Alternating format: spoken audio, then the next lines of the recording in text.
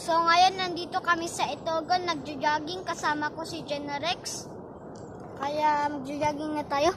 Tara Genrex!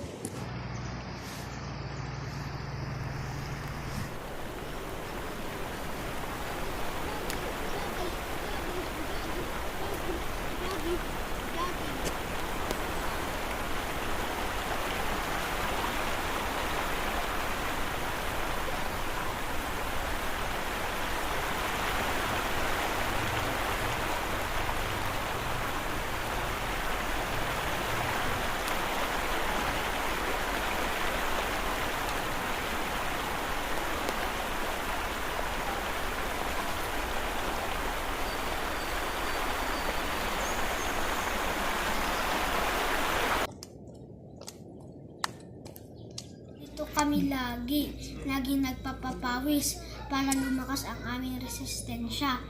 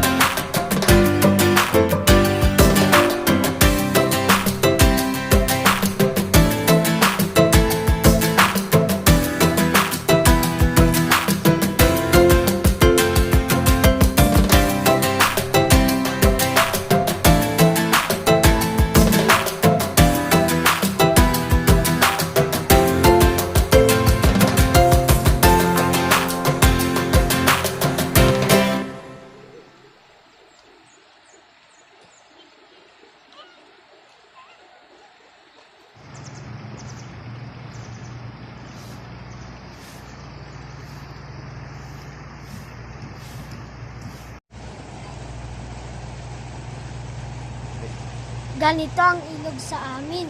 Color yellow, parang acidic. Di ba, Genrex?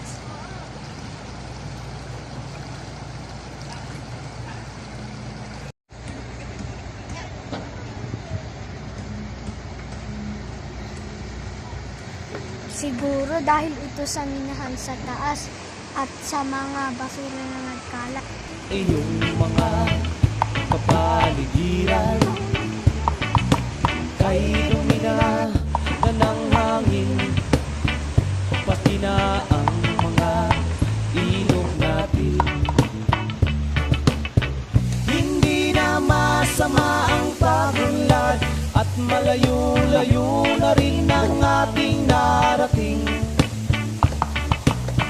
Ngunit masdan mo ang tubig sa dagat, dati kulay asul, ngayoy naging itim.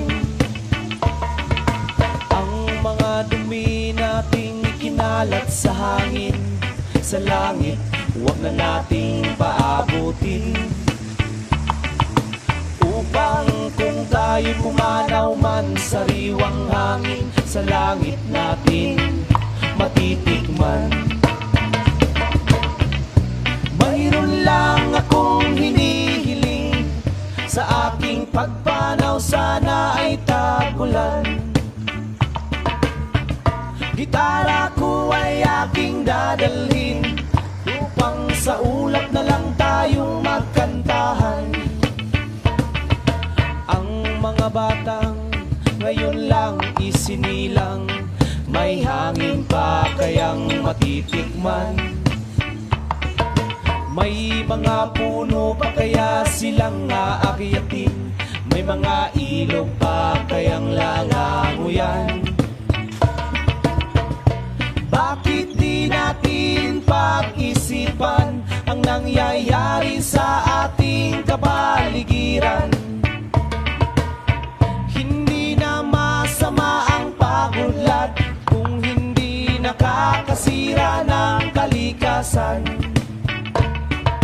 Darating ang panahong mga ibong gala ay wala nang madadapuan. Masdan mo ang mga punong dati ay kay tatag, ngayon namamatay dahil sa ating kalukuhan.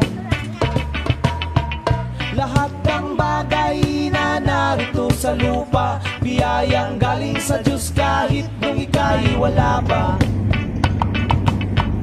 Ingatan natin at huwag nang sirain pa, pagkat pag kanyang binawi tayo'y mawawala na. Yak, ako na. Mayroon lang akong hinihiling, sa aking pagpanaw sana ay tagulan.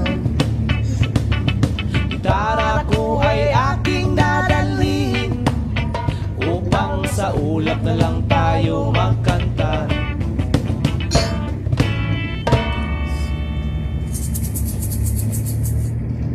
At malayo-layo na rin ang ating narating,